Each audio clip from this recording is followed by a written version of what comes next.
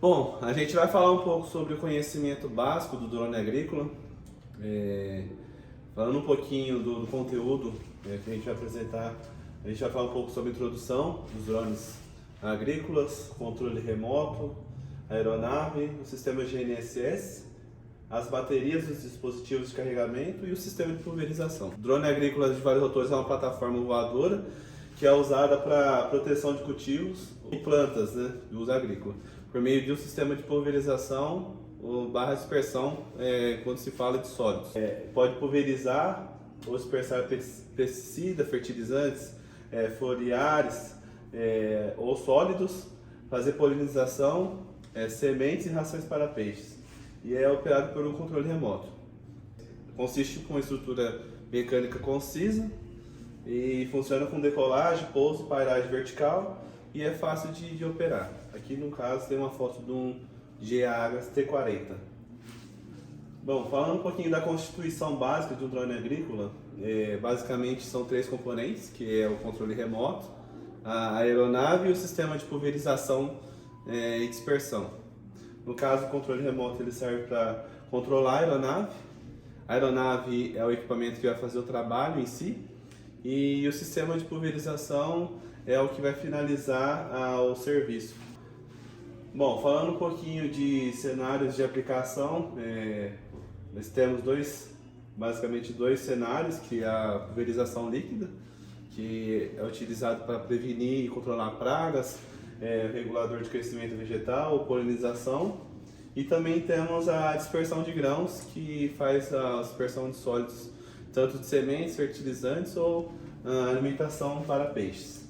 Bom, falando um pouquinho do controle remoto, a gente tem aqui a composição inicial do controle, onde temos aqui o botão de voltar, os botões de atalho de prevenção de obstáculo e ajuste do gimbal, botão de return to home, as luzes de link, o indicador de nível de bateria, os botões da borda da tela, que é configuráveis, o botão personalizado 5D e o botão de ligar. E aqui no caso estão os sticks, que é o que vai fazer os comandos da aeronave.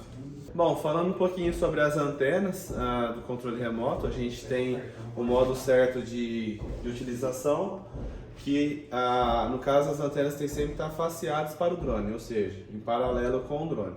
Nunca apontando para o drone e sempre dessa forma aqui.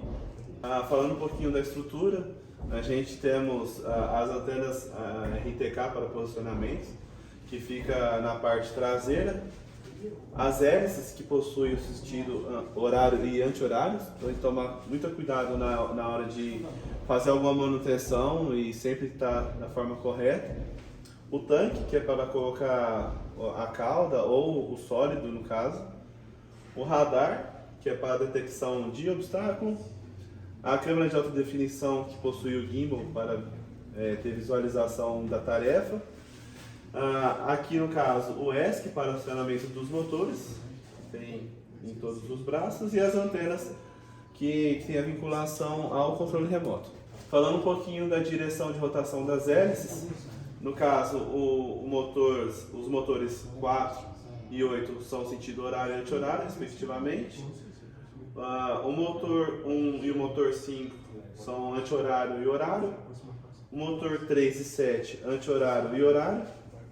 E no caso do motor 2 e 6 é do sentido horário e anti-horário respectivamente. E aqui no caso a numeração que fica na parte superior da hélice também tem essa nomenclatura, que os dois primeiros números respectivamente relacionado ao diâmetro, e no caso os dois últimos números são o passo do parafuso.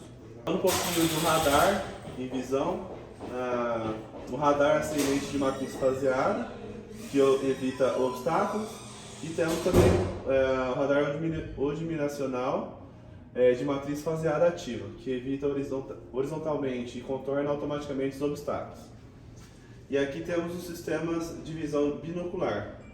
E aqui também temos as luzes de LED, que era para facilitar a visão em baixa luz. E temos também o radar traseiro ativo de matriz faseada, que que ele serve também para prevenção de obstáculos. Um pouquinho do sistema GNSS, a gente temos duas formas de posicionamento, que é o GNSS e o RTK.